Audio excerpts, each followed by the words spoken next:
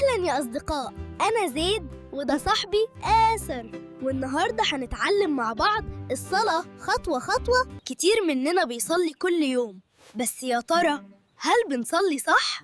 تعالوا نبدأ مع بعض خطوة خطوة، وأنا كمان هتعلم معاكم خطوة خطوة. أول حاجة في الصلاة هي النية، والنية مكانها القلب، وبنبدأ الصلاة بتكبيرة الإحرام، الله أكبر.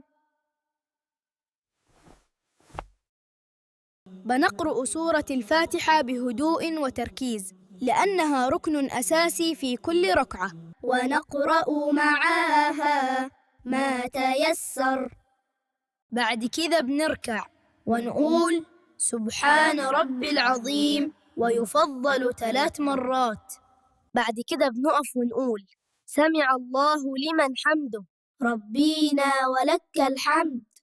وبنسجد ونقول سبحان ربي الأعلى، وده أقرب وقت نكون فيه من ربنا.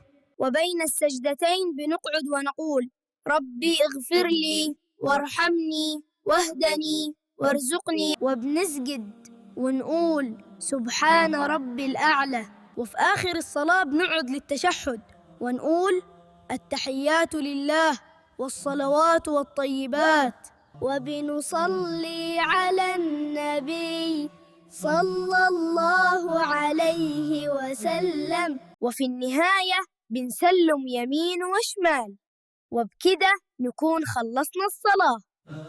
وما ننساش نقرأ آية الكرسي بعد كل صلاة عشان ندخل الجنة.